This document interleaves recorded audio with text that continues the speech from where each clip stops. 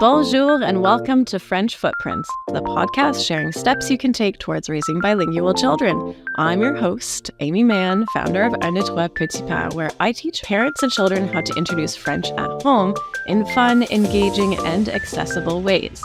Through Canadian Parents for French and funding from the Government of Canada, the French Footprints program shares research-based techniques and expertise to help build the confidence of parents and better the future of their kids.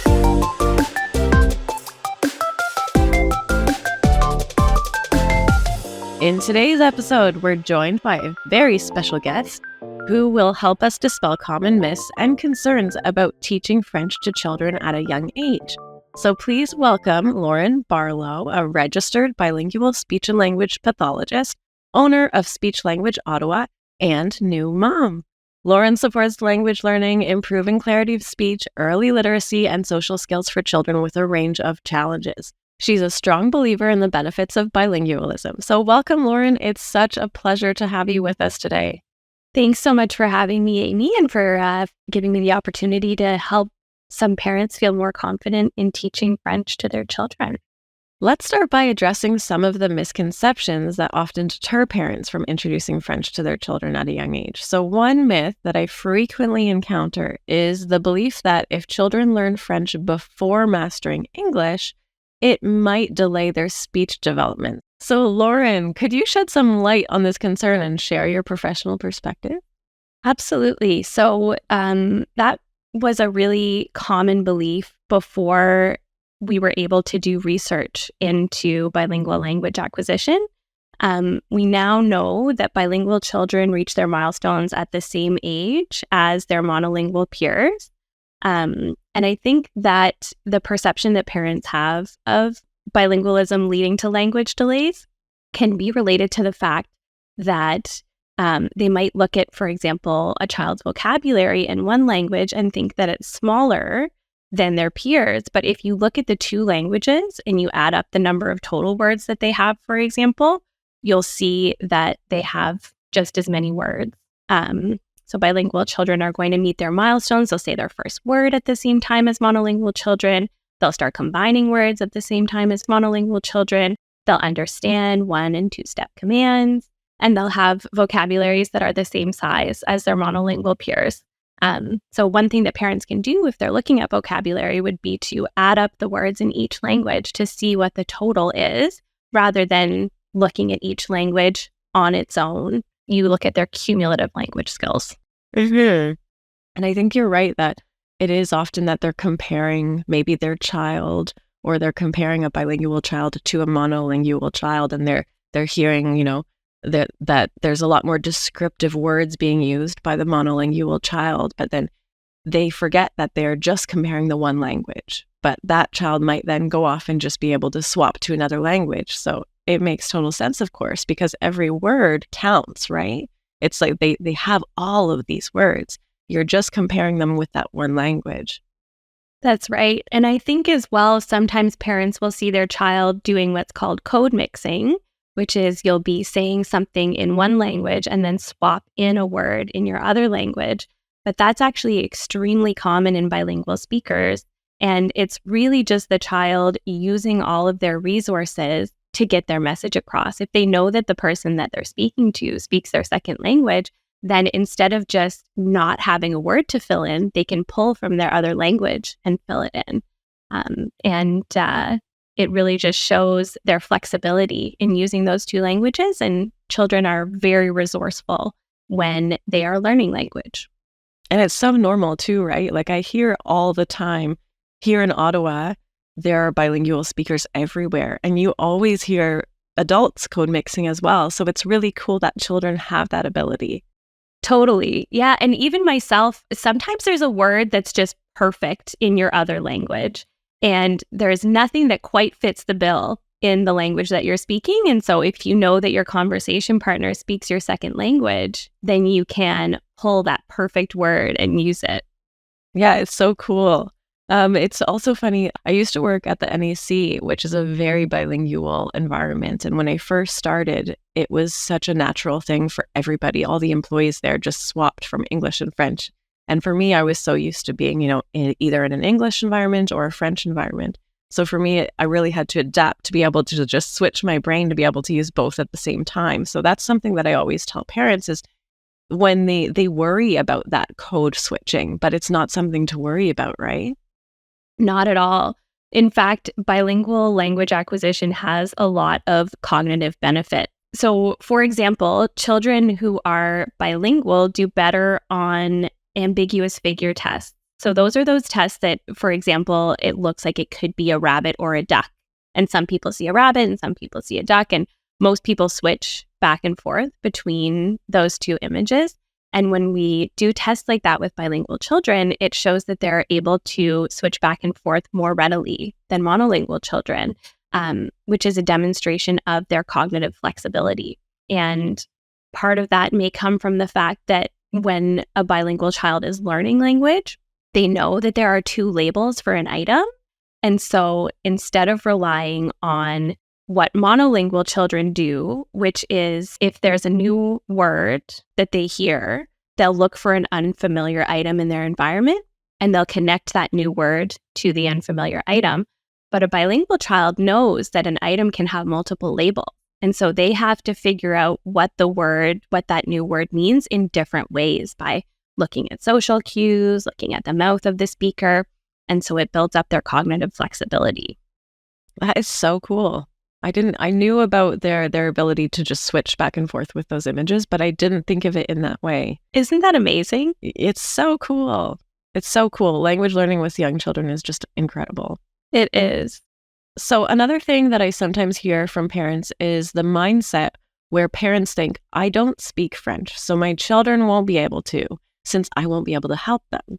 Now, for me, it's always funny for me to hear this because coming from my background, neither of my parents speak French. So me being now a fluent speaker who has gone on to raise my children to be French first speakers, it's really crazy for me to think that had I not have had that opportunity to learn French, my entire life would be completely different. So I would love to hear your professional opinion on this matter. Absolutely. So first of all, it's so cool to see that language that your parents didn't know now spreading through your own family and likely into their children. And it's almost like you changed your family's history by learning that language, which is just so amazing. So absolutely, parents don't need to be fluent in the language to teach it to their children. And my biggest tip for parents would just be to begin where they are. So you don't need to start speaking to your child in full sentences if that's not something that you're able to do. Even just building little activities into your day that are part of your daily routines will be a great way to incorporate language. So that might be as simple as if you're going to the grocery store, look at your grocery list, look up the words for those items in French, and then have your child help you pick out those items by labeling them, or looking up the names for their winter clothes and labeling the clothes as they get ready. And I really loved how you talked about in one of your earlier episodes, how you talked about using routines to build in language, because that is exactly what we do in speech therapy when we're working on language skills. We always encourage families to make it part of your daily routine so that you get that repetition and that practice. Time and again, research is going to show that the most important thing is frequency of exposure in different environments with different conversation partners. So anything that you bring to the table as a parent is going to help, even if that's just a little bit of vocabulary. If you're really not comfortable speaking French, even just trying a couple vocabulary words, that is totally fine too. There are so many great resources that you can use, whether that's French books. You can always even get a little first words book, the exact same book, one in French, one in English, and practice looking at the names so that you can learn alongside your child. There are French podcasts, French little nursery rhymes, French TV shows for children, lots of opportunities. You could go to French library hour and have someone else speak French to your child. And I think it's important for parents to remember as well that early on, you're not expecting your child to even use the language yet. Even just that exposure, hearing it, is going to start to familiarize their brains with another language, help them understand that there is such thing as another language. any tiny little bit that you do that you incorporate into your day is going to make a difference. What you just mentioned was really cool because I think parents try and gauge how successful their child is in learning the language by how many words they're saying. But is there a benefit to language learning even if it's not yet spoken? Absolutely. And in fact, there's something known as the silent period during language acquisition, where when a child is learning a new language, they often won't start trying words up until 6 months. They're really just soaking it in, being exposed to the language. Their brain is doing the work and figuring out, again, that there is such thing as another language, matching labels to what they refer to, just gaining all of that knowledge. And then 6 months in, sometimes that's when you'll start to really hear the words. So parents should not be discouraged if their child isn't trying a new language yet. It's just like when our babies are first born. We know that we can talk to them, we can label things, and they're just soaking it all in, but we don't hear that first word until they're almost a year old. So if parents can think of it in that way and just think of how they're priming those little brains, I think it'll really help them to feel more confident in what they're teaching their child. That is such a helpful perspective to think of it in that way, because it kind of makes it seem silly to think, why would you not if they're not yet speaking? Because it's like saying when you have a newborn baby, you know they can't speak yet, so let's just not talk to them. That's right. You know? Yep. And I think that's a helpful perspective as well when it comes to the models that you're providing, because when we're teaching our babies language, we're not explicitly teaching them anything. We're just exposing them. We're not necessarily saying this means that and this means that. Their brains are just so ready to take in that language that it kind of happens on its own as long as you provide a little bit of an environment. And exactly. And that's what we're all about with this podcast specifically, as we're helping parents recognize the value of introducing a language as early as possible. Could you talk a little bit about the early years brains when it comes to language learning? Absolutely. So research shows that neonates can actually distinguish between the two languages that their mother spoke when they were in the womb, if they have a bilingual mother. And early in life, babies' brains recognize all of the sounds in all of the languages. Within those first 6 months, if they're exposed to two different languages, they'll start to really recognize the sounds in both languages and get rid of the sounds that don't matter. So there isn't a consensus on whether there is a critical period for language development or not, but what we do know for sure is that the earlier you introduce a child to a language, the better. And there are two different types of bilingualism. So one is known as sequential bilingualism, where you learn one language and then you learn a second language. And the other is known as simultaneous bilingualism, where you learn both languages at the same time. Both have amazing cognitive benefits, but simultaneous bilingualism has even more cognitive benefits because the brain is so ready to learn those two languages early in life. We see really nice benefits in executive function in children. So that means things like attention, things like inhibition.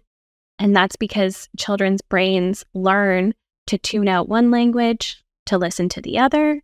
They learn to inhibit one language, hold back the response in French if they're replying in English, or vice versa. There are also lots of social and cultural benefits to learning two languages from an early age. It gives your child the opportunity right from the beginning to talk to more people, to have different experiences, to learn that there are different customs and different ways to communicate, and really just sets them up well for life and teaches them to navigate between different social and cultural environments from an early age. It really is incredible. So one of the other questions that comes up is, am I going to transfer my mistakes to my child if I'm learning alongside them? Should I be holding myself back from speaking a language that I am not fully confident in my abilities doing? I completely understand why parents might hesitate to provide that model if they don't feel fully comfortable in French. parents can put their minds at ease to know that they are not going to be the only model that their child will receive throughout their life. So even if there are little mistakes that your child picks up, there will be so many opportunities for them to correct them later in life, whether that's through school, whether that's through listening to a French show, like we talked about, French music, etc. It's also important to realize that children are learning language and they make mistakes even in their native language that later get corrected as they acquire more information. So whenever a child learns something a certain way, it's not going to stay stuck in their brain that way. We have plenty of opportunities to correct it. And we know even as adults, sometimes we hear a word or we've only ever read a word, and so we pronounce it incorrectly. And then someone can tell us how to pronounce it correctly and we fix it and we say it right from then on. So I don't think that parents need to worry that any little errors that they model to their child, even if their child does happen to pick them up, it's not set in stone. Language is so flexible and language learning is a lifelong process. So there will be so many opportunities to correct anything. So while French immersion schools provide valuable language exposure, Lauren, would you say that it's helpful for parents to introduce French to their children at the young age, even if they know that, their plan in the future is to send them off to learn it in school? Yes. So not only are you taking advantage of that time where their brain is so primed for language learning early in life, you're also building your child's confidence with that new language. When our kiddos go off to school, there are so many new things that they're experiencing. So they have a new teacher. They might be away from their parents all day for the first time. They're going to a new environment. There are new routines. And then on top of that, if your child is in French immersion, they're also being exposed to a new language. If we can make it so that this is not the first time they're exposed to that new language, it's one less thing that's brand new and maybe a little bit scary for your child. I think it's also so wonderful to empower your kiddo with that confidence to say, hey, I know a few of these words. Maybe I can practice them. Maybe I can show my teacher the words that I know and help them feel excited about going into an environment where they're going to get to practice those words and show off those skills that they've been working on. So I think it can flip the script a little bit on, oh my goodness, this is scary learning a new language, to, oh my goodness, this is exciting. I get to show off my skills. I love that you touched on confidence too. That's something that I mention to my French learning participants all the time, is that we're creating these positive memories so that they have things to pull from, right? So that when they get into the classroom and they hear that word or they hear that song, it sparks a positive memory for them. I love that. And I think another great way to incorporate language into your day is by choosing special activities that you do in that language. So it might be baking with mom or going to the park with dad. And I really love how that ties into a positive memory. I remember when I was making muffins with my mom and we were practicing all these words, and that gives your kiddo that little boost when they're in their classroom. I really love that idea. So thank you so much, Lauren, for being here today. Is there anything else that you would like to share with parents who are hoping to raise English and French bilingual children, especially for those parents who are a little hesitant to introduce French as a second language at home? I would say that there are so many benefits to bilingualism, and to just jump in however they can. And to remember that over half of the world speaks 2 or more languages, so you're in really good company if you choose to teach your child French. Well, thank you so much, Lauren, and thanks for helping encourage our listeners, highlighting how introducing French at a young age is not only beneficial, but also really enriching for a child's development. Thank you for having me. It's been really fun. Thanks to the listeners for spending time with us on French Footprints. No matter your experience level, introducing French at home can be simple, fun, and effective. So keep listening as we continue to take steps towards a bilingual future. Au revoir! This project has been made possible by the Government of Canada. Ce projet a été rendu possible grâce au gouvernement du Canada.